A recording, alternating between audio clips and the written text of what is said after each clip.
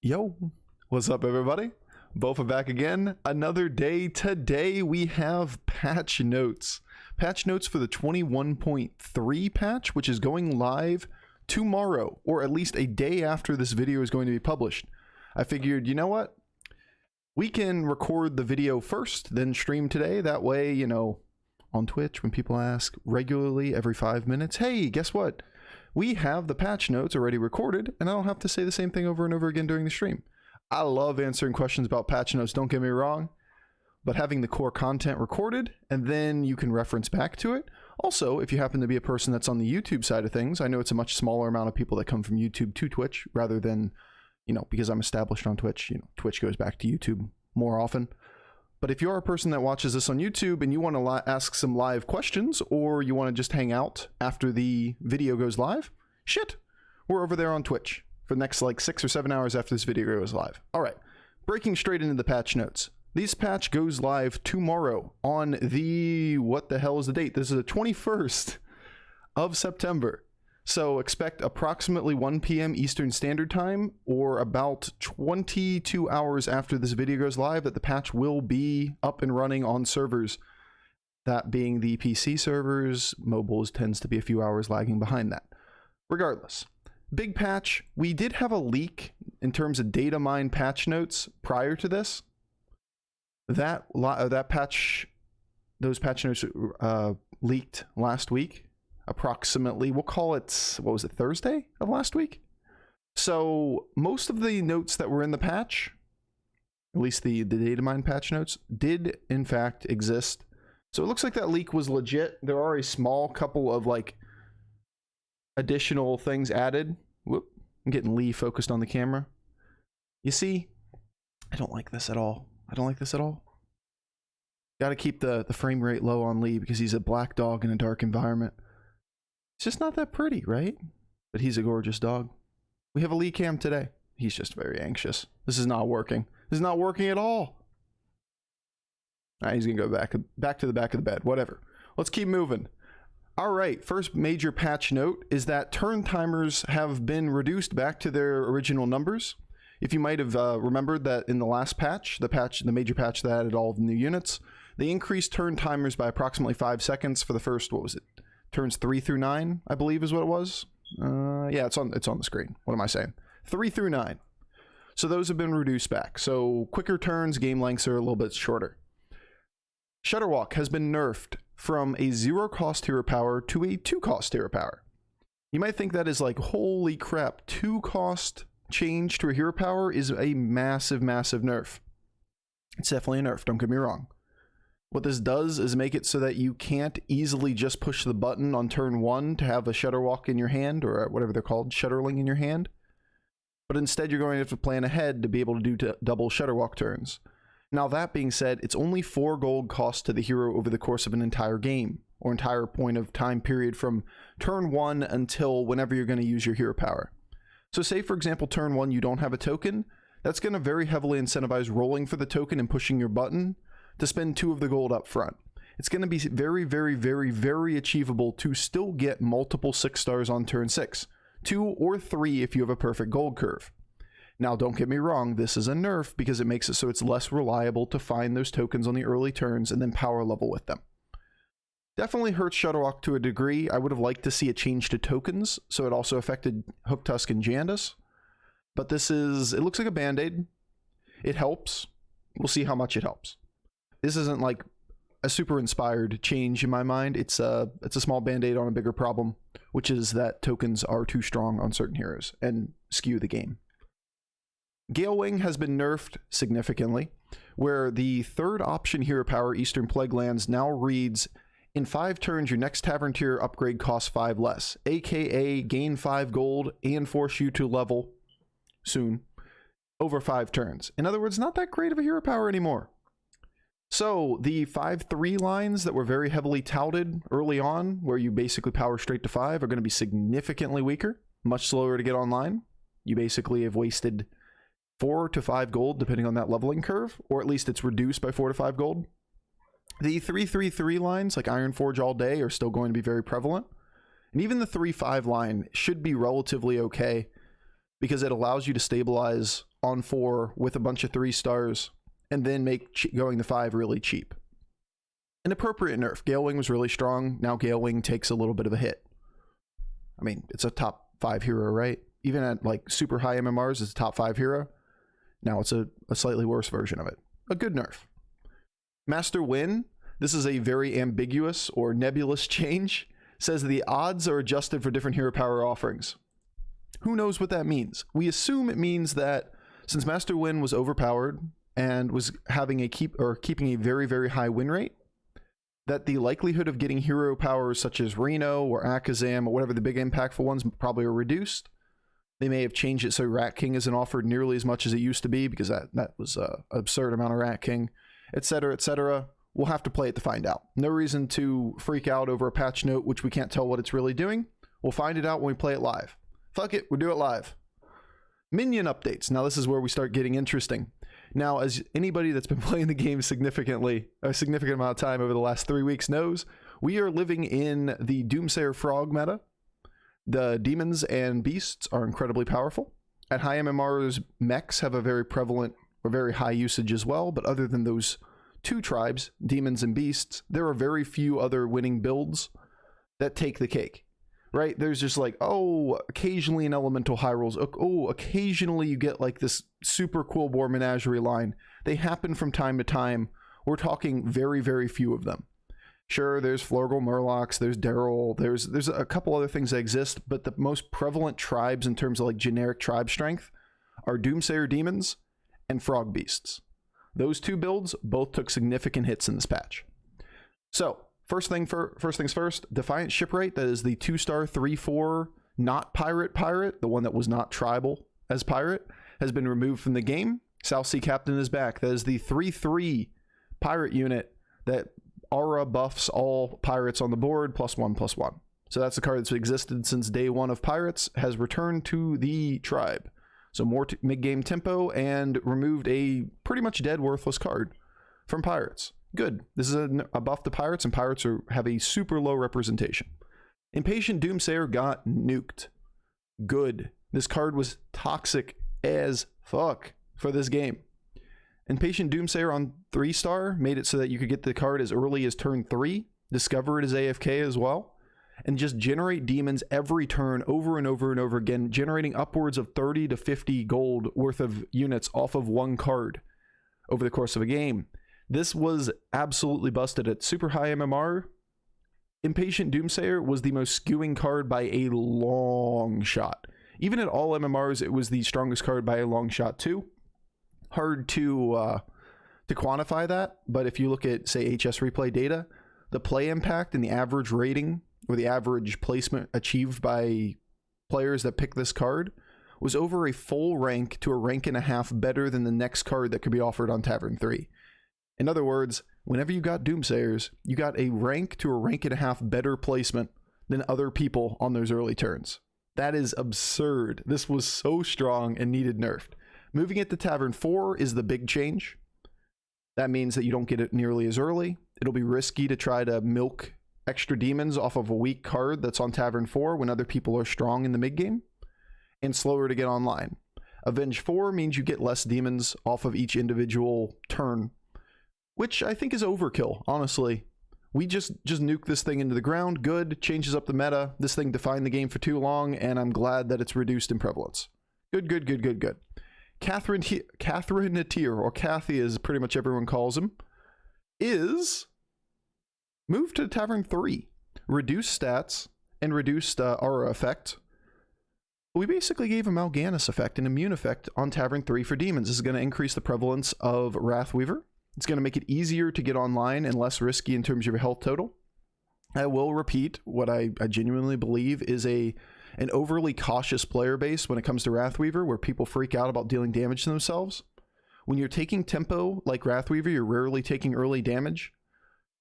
Getting a Mal'Ganis effect super early is not really that important, but peace of mind and a nice little stat increase, aura to, say, for example, token demons, say Imprisoner or Fiendish, which are now going to have a way to get attack on an early Tavern tier, which is pretty hard to do before. Pretty much the only real way of gaining power around token demons was to play Soul Juggler. Now we have an early piece that gives you an aura attack as well. Gonna make demons, especially like mid-game demon builds, very, very, very, very strong, and a very good way to start a game. Even if you don't end up demons, if you take a Wrathweaver plus a couple demons here and there, you can pivot out of it very easily, and you have a lot of ways of taking mid-game power and then power leveling with it. Gonna be a very strong card in this meta. Leapfrogger, the big nerf. Now, I know this is the most popular build on ladder. It wasn't the most popular build at highest MMRs. There was a lot of mech and demon forcing, but at the vast majority of the ladder, Leapfrogger was the most prevalent tribe, or at least the most prevalent build. Yep, M's walking in front of the camera. Good. What a girl. And now we have a weaker Leapfrogger. Plus 1/1 buff from the aura or the Deathrattle effect means that your compounding will be significantly slower to get online. It's a much, much weaker card for tempo in the mid game, meaning you'll take a lot more damage. Yes, this still enables multiplicative scaling. And I know a lot of people have made the argument in my own chat that this doesn't fix the problem. You can still get out of hand. Yes, that's fine. We didn't need to make it so the card was unable to ever be played in a composition. We need to make it so there's actually a risk associated with it. And once you get online, you aren't just like the world's hardest comp to counter comp and beat. Sure, Zap can kill Barons, blah, blah, blah, blah, blah. But generally speaking, once Leapfroggers got online, they ended up winning the lobbies. It's pretty easy to play around most lost conditions outside of big demons that get ahead of you or mech comps that just become too much too quickly, which, you know, inherently having a bunch of Deathrattles is really good against mech comps and you can pivot towards that one too, etc., etc. Leapfrogger was very oppressive in the meta. This is going to massively change the play rate of Leapfrogger. Massively. Because there is effectively a meta that existed on most MMRs, including high MMR, don't get me wrong, where so many people were forcing frogs that it enabled a bunch of people to exist in the lobby longer than they should have. And Frogger needs time to get online. So more frogs you would have thought is making Leapfrogger comps weaker because you're fighting over the same resources, right? There's a huge number of 4 and 5 star, or 2 and 3 star beasts in the game. What is it? 15 and 14 respectively? 14 and 12 respectively? Just a ridiculous number of 2 stars and 3 stars. Everybody can have 1 or 2 of them. You don't reduce the likelihood of finding them until you get to a critical mass of like 5 or 6 people that are all accumulating the same cards. You can reduce every time you buy one, you reduce it a little bit, but not in a meaningful way until you get to a point where you're pulling like half of the units out of the pool. Now, a bunch of people greeting for Leapfrogger incentivized more people greeting in the mid game, which allowed people to get online with Leapfrogger. If you change the game where mechs are very prevalent in the mid game, tempo demons are very prevalent in the mid game, when you're Leapfrogger, you're going to be losing every single round. And when you're losing every single round, you don't have enough time to hit the Baron, hit the macaws, hit everything you need. Because if you don't get everything, your comp's super weak. Change the speed of the game massively changes the playability of Leapfrogger. We'll see how it plays out, but I genuinely believe that this is going to pretty much nuke Leapfrogger as a card. Or as a comp, I should say. There will be an occasional Leapfrogger build that gets through and then beats the lobby, yes. But it'd be like complaining in the olden days about Pogo Hopper Bran existing. Man, that really sucks. The Bran got so many Pogo Hoppers and beat us. That's fine. It was by no means overpowered. It was not that prevalent. It won like 1% of lobbies. Just because the build can win doesn't mean it's oppressive, right? That's my read on it. I genuinely believe that we will have significantly reduced play of Leapfrogger, and most of the time the average will be very, very, very low. So, much, much more balanced. Macaw is a small tweak to has a small tweak to its card text, which basically reads that it can no longer trigger itself. Deathrattle's on itself. Now, I know some people are calling this a nerf. I genuinely don't believe it's a nerf. The only real Deathrattle that can exist on Macaw is Leapfrogger buff, right? And Leapfrogger buff itself is not going to be a big portion of this meta. So it should be a non-issue if Leapfrogger's not there. But even talking about during Leapfrogger comp, one of the low roll conditions in the early turns of a Leapfrogger comp, or early attacks in combat as a Leapfrogger build, is that Macaw gets Leapfrogger on itself and then procs itself. If it procs itself on that second or third hit, then you don't refill the board with whatever your temporary Deathrattle minions are, whether that's Rat Pack or whether that's Savannah Highmane or sewer rat, or whatever you have on the board, and you reduce the total number of units on the board so far that Leapfrogger fails. Removing that instance of bad RNG is actually a net buff, in my opinion. In my opinion, this is just, you know, my opinion. Obviously, for those of you that don't know, I play at, you know, regularly top 10 range North America. It's one man's opinion, but I do genuinely believe this is a net upgrade to the value of macaw in mid-game Leapfrogger builds. Now, obviously, it removes the runaway condition, and that is a good thing for the game as a whole. The runaway condition meaning when you get Leapfrogger buffs all stacked upon a macaw, and the macaw gets to attack multiple times, especially when it's the last minion left on the board, when it multiplicatively scales the number of buffs that's on itself, then it gets out of hand, right? So it starts growing at an exponential rate. That's not good for the game. That causes crashes. That causes calculation errors. It causes all kinds of problems. We've even had funny little instances of buffer overflow where we're getting to the int limit, I suppose, is what happened. Just don't quote me on that. We've seen some screenshots of it that are pretty funny that apparently crashed the game. So we'll see. And the deck tracker always had issues with this. So this is a good change overall. We'll see. I don't think it's majorly impactful, but it's a fun one to discuss. We'll discuss it a bunch on stream today, I'm sure. All right, Rattler got moved to Tavern 5 too. If that wasn't enough to nuke Leapfrogger, we've made it so that tripling in the Baron and staying on 4 all day is not possible for Leapfrogger build. If you triple into a 5 and you get a Baron, you never left 4. And when you're playing Leapfrogger, there's no reason to go for Golden Baron. You just built a perfect board by keeping, or a very, very, very, very strong board by staying on 4 for at least like 5 or 6 turns. Because every card you're looking for outside of Baron is on 4 or below. Once you have one Baron, you're not going to go up for the high roll of I find runner Baron, and also dilute the pool of all of the other cards that you're looking for until you get to a point where your comp's almost completely finished. Putting Rattler up on 5 means you have to go to 5 now to play Leapfrogger, because you need at least like 3 or 4 of these Reborns. Okay, we'll say at least 2. 2 to 3 Reborns to realistically make a first place Leapfrogger comp. And that means you're going to have to get was effectively a Golden Rattler on 5 with reduced likelihood and fewer of them in the pool now to be able to achieve that. This is another significant nerf to Leapfrogger. That being said, the prevalent mid-game tempo beast boards, like the Pale Scale or Mama Bear boards, you're already going to be on 5. So this thing being on 5 just means it's slightly less likely to be on any given board because you now have 5-star copies instead of 4-star copies, which reduces the total number from 10 to 9? 11 to 9? I should have looked up what the exact number is, but a small reduction in number of units that are available in the pool. All right. Last but not least, and I say last but not least because this is like the major changes to the oppressive tribes that exist in the game. Welp Smuggler has been redesigned to have more base stats, went from a 2-4 to a 2-5, but instead now gives only 1 health per buff on friendly dragons. Meaning if you give attack to a friendly dragon, then it adds 1 health to that dragon as well. So this is going to massively reduce the prevalence of Cthulhu dragons, which was an outlier comp. It also is going to make those terracosa boards much harder to build.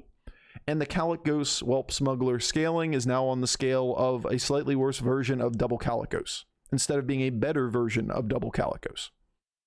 Seems reasonable.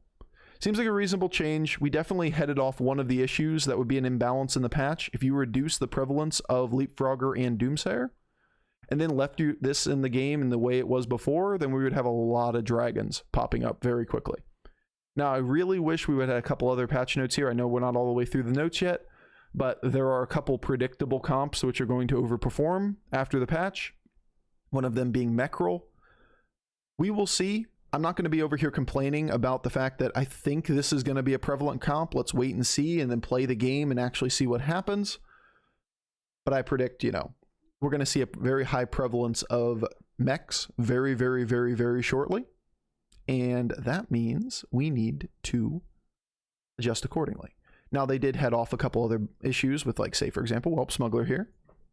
So props where props are due. We'll see. It's impossible to do one pass here and have a perfectly balanced meta. We're definitely not trying to be overly critical. It's that this is good that they saw this coming as an issue and nerfed it. Also, they nerfed the ability to do effectively the same kind of, excuse me,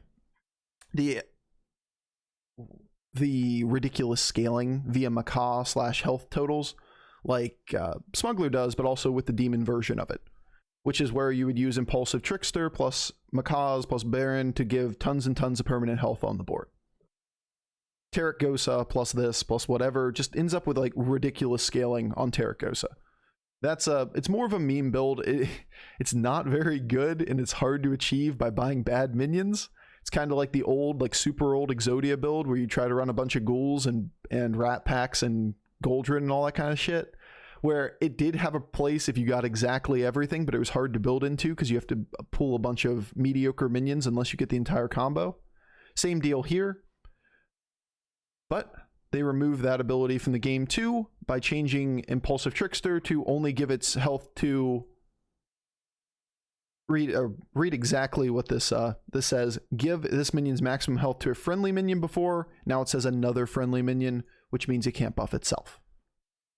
Just, you know, to be absolutely clear on what this change is. So it can't buff itself.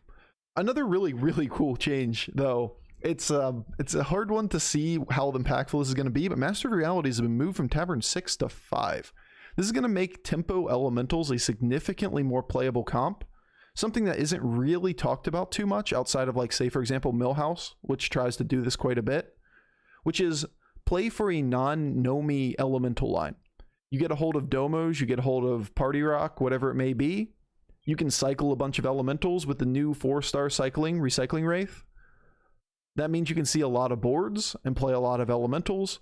Anything that buffs an elemental buffs Master of Realities, which means you could put, like, say, for example, Divine Shield Elemental in position 1, buff it with Domo, buff it with Party Rock, and every one of those elementals that you're cycling through is buffing Master of Realities as well. Think of it like this. You have a golden party elemental, a rock on the board, and a Domo. You cycle any elemental, one elemental, with a Recycling Wraith on the board that makes your next roll free. On top of that, you get 2 random 1/1 buffs added to the board, which buff Master of Realities. Plus the rock gets its own buff, which buffs Master of Realities.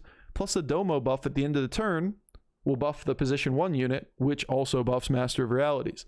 You can see how this can be an incredibly strong tempo unit. Not to mention 6/6 Taunt on Tavern 5 is a playable minion up front. It was too hard to get a hold of and pivot into when it was on Tavern 6. I think this will be a very, very strong unit in this meta, especially for those builds that are like very tempo oriented, where you're falling behind and you're like, I need to find direction. We've had a prevalence of Domo builds in the past, which were capable of doing that. This opens a way to continuously scale and get a hold of multiple versions of Master of Realities if you're able to stabilize, because you can go to 5 and roll for it. You can't really go to 6 and roll for one specific unit like that. That's way too expensive in this game. All right, we'll see. This one's a big question mark, but I think it'll be impactful.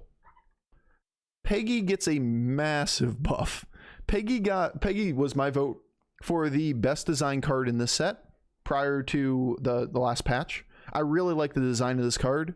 It can fit many different board states. It can fit Menagerie builds. It can fit Millhouse cycling builds. It can fit, obviously, Pirates. APM Pirates has an obvious implication with whenever you add a card to your hand, because you can do it for free. Take extra buffs for every Peggy that are on the board, etc., etc., etc., etc. It's like scaling like Salty Looter scales, just on different pirates instead of itself. Well, one of the big issues with Peggy was that picking it up in the mid game was relatively weak because, one, you were playing pirates in a meta that was not enabled, or not really enabling pirates, and also because its stats are relatively weak. A 4-star, it's a 5/3 is pretty weak up front. A 4-star, it's a 5 or 6/5 is a playable minion when you don't have direction. It's like picking up, kinda like picking up like a high main in those situations where you're like, damn, I just like take a 4-star. Peggy looks a lot more appealing now, right? Get a hold of 2 Peggies, and then you can keep them on the board for a while, and it's a lot of stats for the short term and triple potential for later. This is going to make this card a much, much more playable card in the mid game, and it's a very flexible card, which enables a lot of different builds. I love it. Honestly, I think this is a great change. I mean, honestly, I think it's a little bit overkill because, you know, Peggy was also already kind of playable if we take away the overpowered tribes, but I think it's it's a good change. It enables pirates a little bit more, and pirates are really underplayed. All right, then last but not least, I'm not going to go through this like with ridiculous amounts of discussion. They did an overhaul on a lot of the weaker cards for these lower tier tribes, gave a base health or stat increase to a lot of them, just trying to enable pirates and quillbores to be a stronger tribe overall. Gold Grubber got buffed from a 2/2 to a 4/4 as its base stats. It's a big deal. Just 2 extra stats makes it a much more playable card in the mid game. Salty Looter from a 4/4 to a 4/5. Prophet of the Boar from a 2/3 to a 3/3. Road Boar from a 1/4 to a 2/4. This is a huge difference for picking this up on early turns. Huge difference. Bristleback Knight, or Bristleback Brute, from a 3/3 to a 4/4. Dynamic Duo from a 3/4 to a 4/5. And Charga's nerf was reverted, where she now buffs herself as well as the rest of the board instead of just adding a blood gem to the rest of the board. So just across the board there, it is a small stat increase to a lot of lower played units. No reason to go in depth on that, but overall it'll increase the prevalence of 2 of the weakest tribes in the game, give them a few more stats, make them more appealing to pick up when you don't have full synergies for them. Charga's change obviously increases the scaling of all of those Quillbore plus Menagerie boards a little bit more. We like this. This is good. Good changes. But that it covers the end of the Battlegrounds changes. Obviously, I'm focusing on Battlegrounds. But overall, there are basically, 3 major impact points in this patch. They nerfed the shit out of Leapfrogger build and out of Demons, or more accurately, out of Doomsayer. And then they did a huge overhaul on the number of stats on a weaker set of units. And I guess I should say, I would include in the major changes, Smuggler has been brought down to a more reasonable level. Net nerf to Demons, Beasts, and Dragons. Net buff to Pirates and Quillbores. Elementals got a small quality of life change difference with Master of Realities being moved. We'll see how this pans out, but it looks like to be a much healthier state than we had approximately, for the last month? 3 weeks? And honestly, I couldn't be happier with having a new meta to play, because it looks like there are going to be a lot of varieties of builds which have a lot more playability, instead of looking at everything and going, meh, I guess I can take it, but it's not Demons in a Demons lobby, which means we're not really playing for first. That kind of sentiment, I'm not going to have starting tomorrow. We're going to have a lot of new things to look at, a lot of new playable stuff, and with that, we can be happy. All right, so for all of you guys that are, new around here, that maybe came in because this is a YouTube video that is doing a patch review, etc., I stream daily, Monday through Saturday on twitch.tv. Link is below in the profile and in the description. Come over there if you guys want. I'm going to be streaming for 6 to 7 hours after this video posts, and daily from 2:30 p.m. till 9:30 p.m. Eastern Standard Time. Also, for those of you that like to support, leave a comment, subscribe, etc., I'm doing the monetization, the partner push for YouTube right now. All requirements are met outside of subscriber count, believe it or not. Honestly, you guys have been super supportive on YouTube, and I love each and every one of you, because the number of views, or the amount of view time on the videos, is really high. But my exposure on YouTube is really low. There's 500 subscribers at this time. That's a really low number. Only 500 people get notifications for the videos. So I appreciate each and every one of you that likes and follows, etc. See you guys on Twitch. See you guys on the next YouTube video. Videos posted daily. See you soon. Take care. And good luck with the patch.